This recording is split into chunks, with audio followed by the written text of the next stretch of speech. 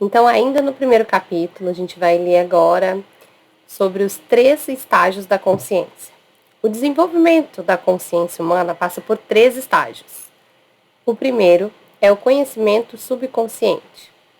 Guiado pelos instintos e pelas emoções, esse estágio é o estado do homem primitivo ou do homem na condição animal. O segundo estágio é o conhecimento consciente.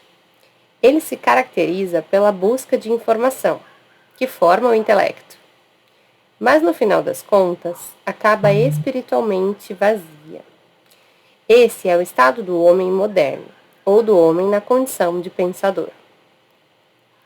O terceiro estágio é o conhecimento supraconsciente.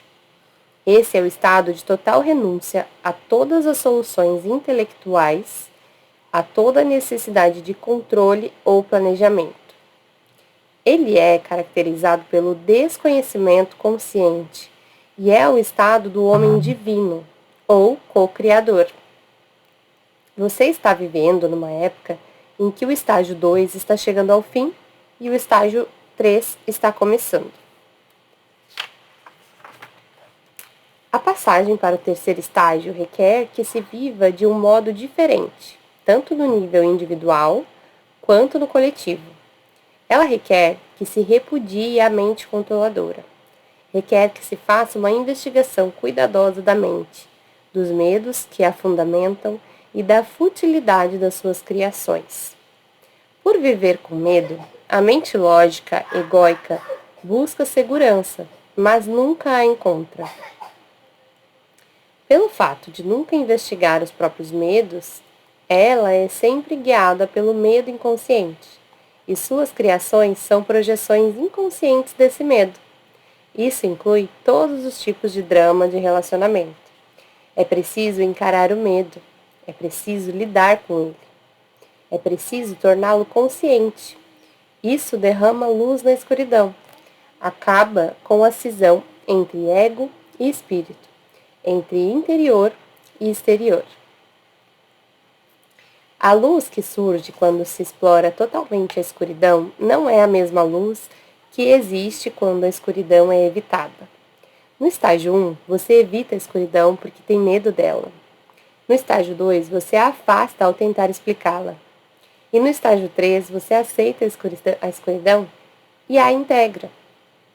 No estágio 2, a sua alegria era frágil e superficial. Qualquer desafio profundo podia acabar com ela. No estágio 3, a sua alegria é investigada a fundo. Os desafios são aceitos e consumados. Numa alegria com tal profundidade, não existe espaço nem sequer para a possibilidade de castigo. Essa não é a alegria de Adão no paraíso, mas é a alegria de Jó no deserto. O estágio 3 consiste em acabar com a presunção da mente egóica. No estágio 1, o homem ignora Deus. O Velho Testamento é o ensinamento para esse homem. Ele diz: faça isso ou Deus o punirá. Ele está calçado no medo, no nível emocional mais profundo. E é por isso que Deus destruía cidades inteiras em sua ira. A mensagem para o homem era: tome consciência do Deus fora de você.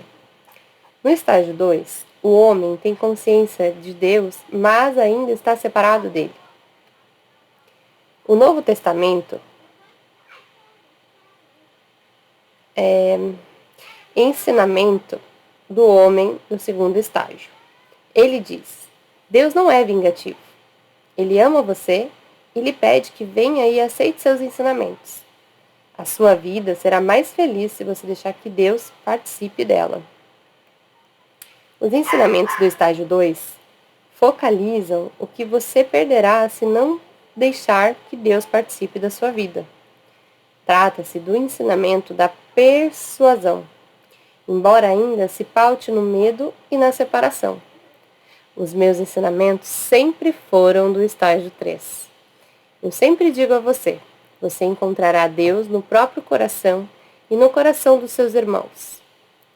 Deus nem sequer pode se separar de você, pois o divino faz parte da sua própria essência. Mas, quando as pessoas do estágio 3 ouvem ensinamentos do estágio 3, elas os interpretam à sua moda. Agora isso está mudando. Muitos de vocês estão ouvindo os ensinamentos assim como eles foram transmitidos originalmente. Vocês estão em comunhão comigo na sua vida diária. Pedem constantemente a minha orientação e o meu amparo. Vocês estão começando a perceber que não sabem nada, que praticamente tudo que aprenderam sobre mim ou sobre os meus ensinamentos é falso e tem de ser descartado. Vocês sabem que o único jeito de me ouvir é ouvindo o próprio coração e aceitando plenamente a sua experiência. Essa é a essência da sua entrega para mim. Vocês estão pedindo agora, de modo muito simples e direto, um caminho sem medo. Vocês estão perguntando como ficar no presente. Estão dispostos a praticar o que eu ensino. Estão dispostos a ser participantes, assim como observadores. Exemplos, assim como professores. Existem muitos apóstolos agora. Muito mais do que havia quando eu estava fisicamente presente na sua vida. Agora, juntos, podemos passar para o estágio 3 e viver a grande entrega. O fim do passado. O estabelecimento da graça como um guia na nossa vida.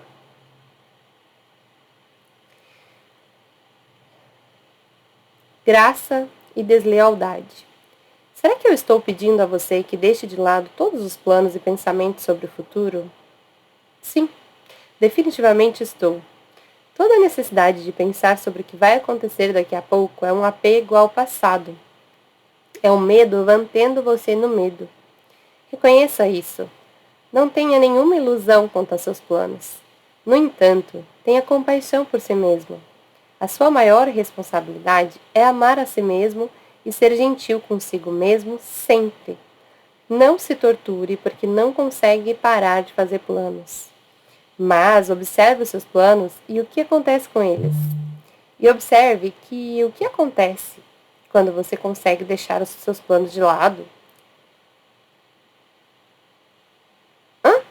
E observe o que acontece quando você consegue deixar seus planos de lado. Sim. Observe seus planos e o que acontece com eles, e observe o que acontece quando você consegue deixar seus planos de lado. Os planos não são os verdadeiros vilões.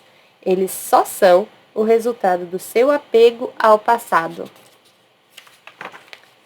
Se você tem de ter planos, que os tenha conscientemente. Observe-os conscientemente. Veja se as estruturas externas que você criou para a sua vida coincidem com a realidade interna que se manifesta. Veja como você se acomoda às circunstâncias levando em conta o que é verdade no momento e usando essa verdade para estabelecer regras para o momento seguinte. À medida que observa, você verá que algumas coisas, muito poucas, suspeito eu, continuam iguais, mas a maioria passa por mudanças. A natureza da mente, com todos os seus estados de pensamento e sentimento, é mutável. O objetivo da sua observação é reconhecer o que é eterno e o que é temporal nesses estados.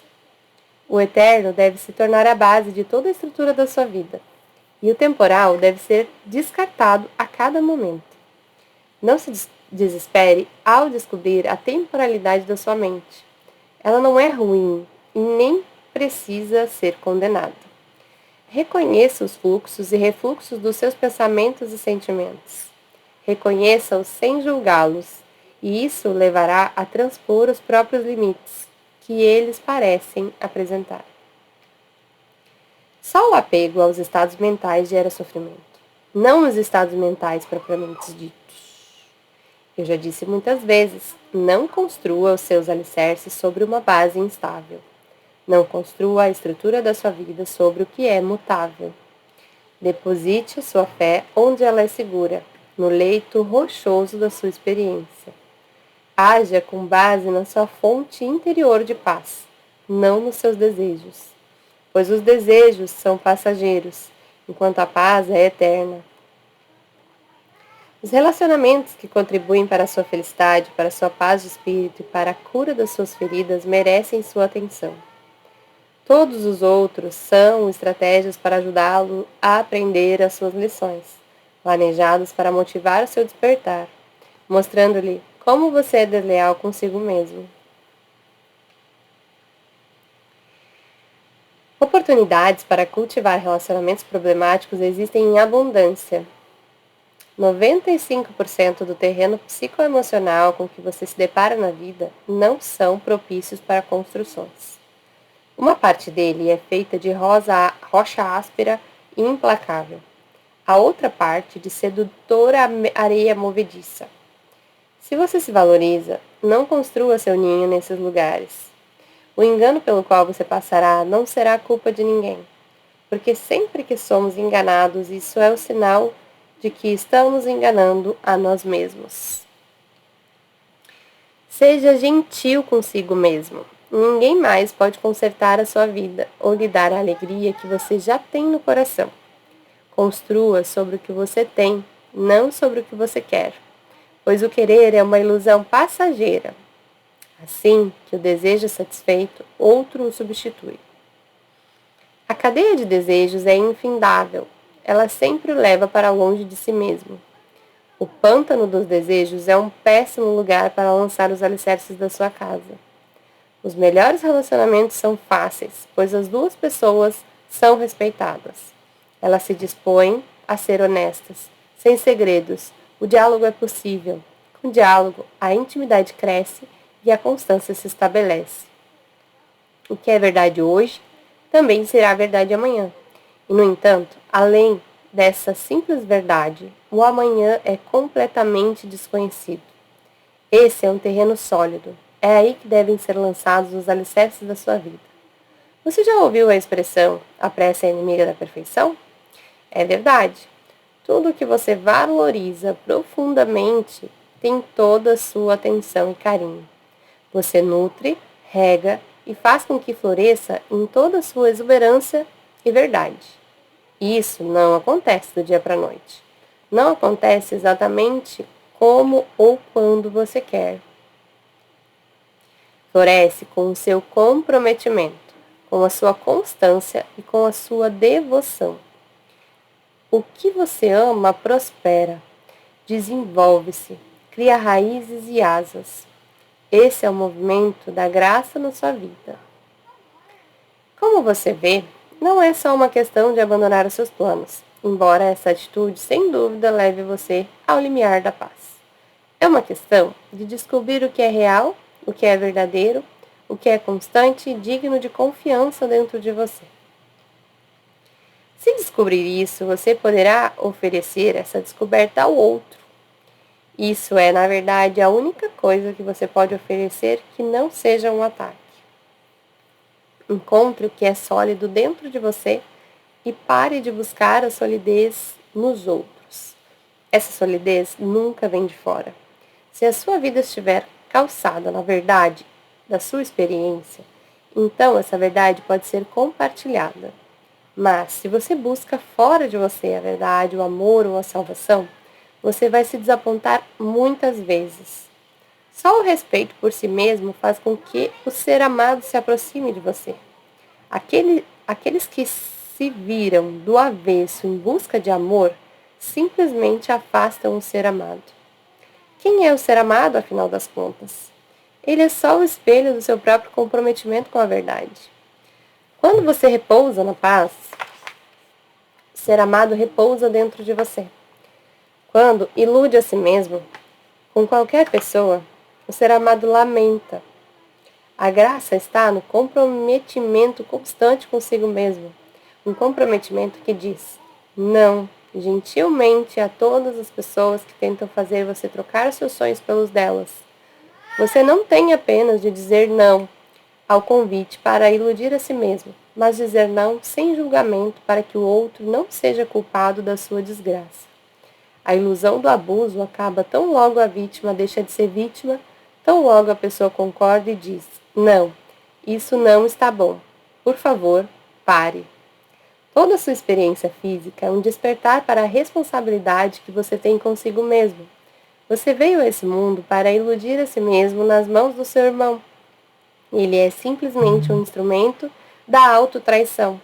Quando percebe isso, você se perdoa e perdoa o seu irmão. Você deixa o passado para trás. Você encara o presente de modo autêntico e livre. Eu lhe disse que você é livre para viver a vida que escolheu, mas não dá, você diz, apontando para as correntes que lhes prendem os pés. Quem criou as correntes? Pergunto eu. Deus, você exclama cheio de raiva. Não, não é verdade. Deus não criou as correntes. Se tivesse criado, você nunca escaparia da prisão das suas próprias crenças.